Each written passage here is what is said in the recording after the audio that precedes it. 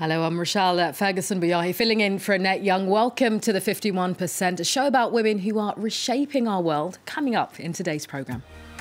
Providing women with an essential support plus a safe place to work, we explore the number of women-only workspaces which are steadily on the rise in the United States. Empowering women from all walks of life through movement, we speak to dancer and choreographer Nicola Ayoub. Plus, if you're a male martial arts expert, move over. Bollywood's latest offering puts women firmly in the driving seat when it comes to swashbuckling action and swishing swords. We begin this edition of the 51% by looking at the number of women-only and women-focused workspaces which are steadily growing in the United States. While many predate the Me Too movement, their growth comes as workplace harassment continues to make headlines. As well as a supportive work environment, one women-centric space in Seattle also offers networking opportunities, workshops and even wellness activities. Olivia Salazar-Winspear explains. A co-working space with a twist. The Riveter was designed for women, by women, and it's not just a physical space, but a community of professional women toiling side by side on all sorts of endeavours. From female-centred startups it is a curated rental clothing service, to companies offering services that have nothing to do with gender. We use graphic design to help global health organizations to basically amplify the impact of global health organizations. So we do things like infographics and branding and websites. And other self-employed women who just wanted a change of scenery. Stephanie moved from aerospace to personal finance, and the Riveter seemed like the right place to launch her new career. Especially being in the space industry, it's male-dominated, and so my whole life I've been the only woman in the room. And I guess I wanted to change that. I wanted to see what it was like to be around a community of strong, badass women, and see what that was like. With sexism and workplace harassment in the spotlight recently, female-focused initiatives have increased in a number of American cities. The Riveter's founders speak of creating a post-Me Too work culture, and for that, everyone has to be on board, both women and men. You introduce a place like the Riveter or the many other amazing female-focused co-working spaces across the country, and you can see why the demand has been as rich as it has been. And we've also been thrilled to see that we've had huge demand from male membership. Men want to participate in altering this landscape. 1/4 of the Riveter's members are male, and in addition to branches in Seattle and LA, the concept is expanding, with new sites planned in 5 other states across the US. Well, our next guest is Nicola Ayoub, an American-French dancer and choreographer who's been living and working in Paris since 2005. She's travelled the world teaching dance in places like Africa and the Philippines. Nicola says that dance can be used to empower yourself and allow freedom of expression because, after all, dance is a universal language.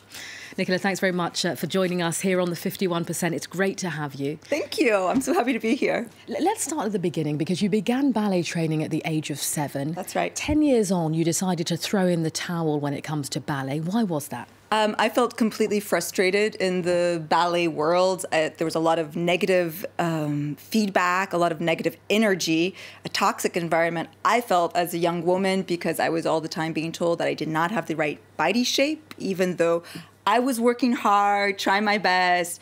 I was flexible, I was strong, dynamic. But at the end of the day, I wasn't tall enough and I wasn't skinny enough, and I felt really frustrated being told that I was too big for the costumes, that I would never really make it as a real dancer because I didn't have the right body image. From a young age, I wanted to be a dancer. I would practice by myself in my room. I auditioned for a professional school. I was accepted.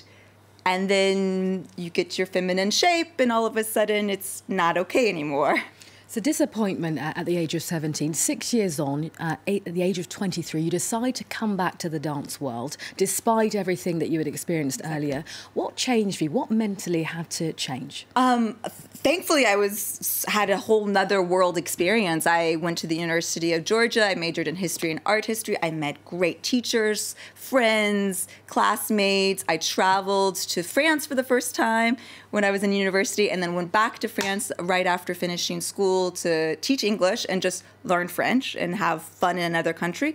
And I got to meet so many more people and see lots of different types of performances, not just dance, theater as well. And I got to have this huge world vision that there's so much to put out there on stage, there's so much to share in the world, and that it's not just about ballet at all. So I had the distance from ballet. Did all of that worldly experience affect the way that you feel about yourself, or that you felt about yourself at age 23? Absolutely. I felt much more positive about myself.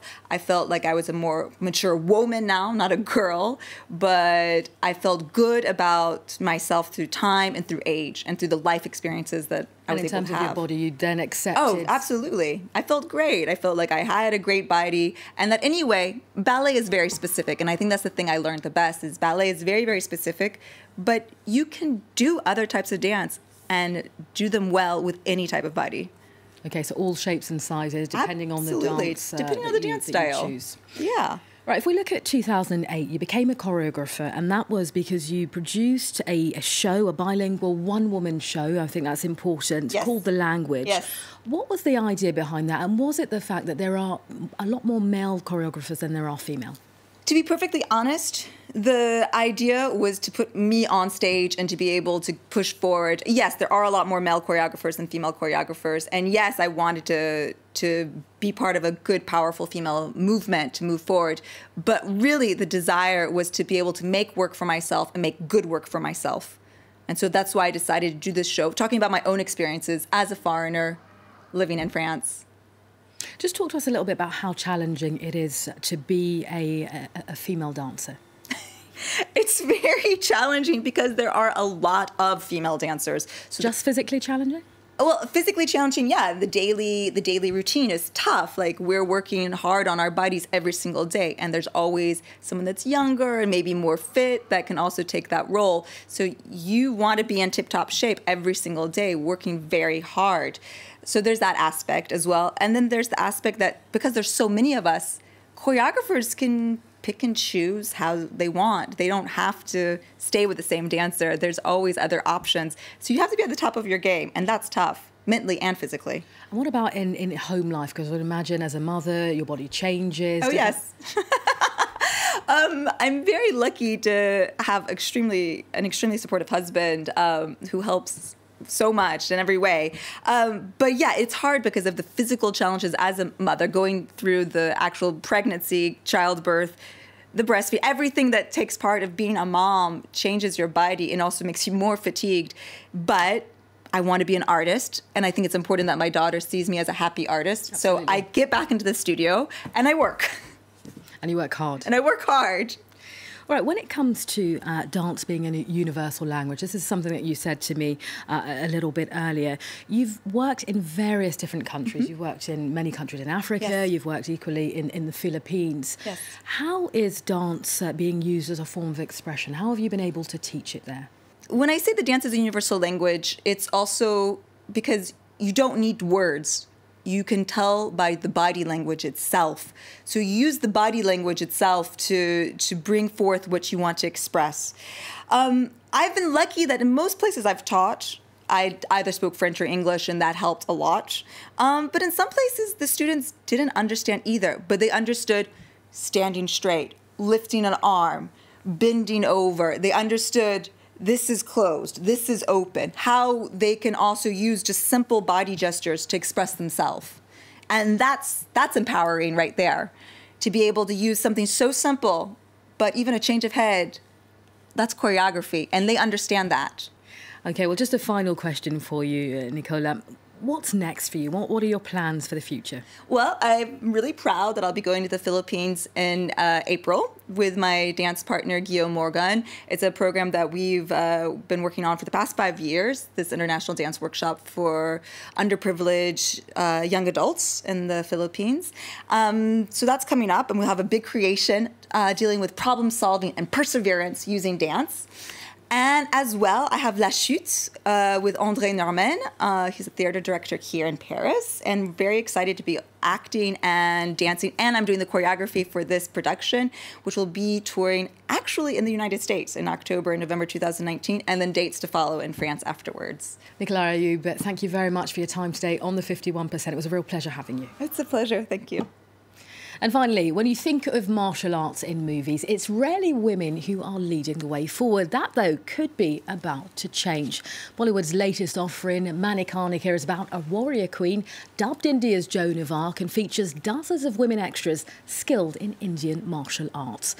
Well, the film tells the swashbuckling story of Rani Lakshmi Bai of Jhansi, who in 1857 became an icon against the British Raj.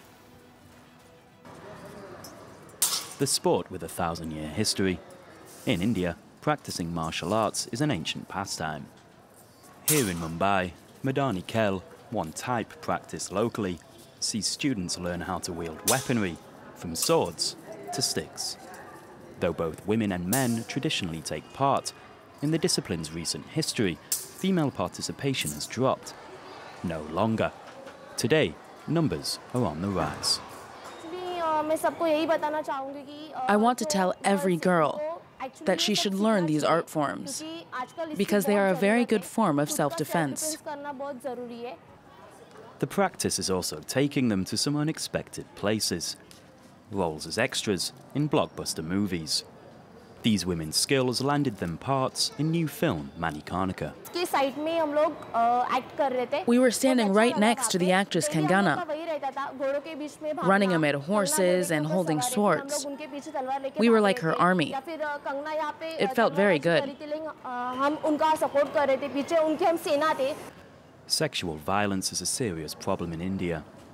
In 2016, nearly 85,000 reports of assault attempts against women were filed, with some 39,000 cases of rape. Though there are growing calls for the government to do more to ensure women's safety, more and more women are taking an active interest in self-defense. Well, that's it for now. You can also connect with us via our Facebook page. That's France24.51%. Why not send us a tweet at _51%. So until our next show, it's bye for now.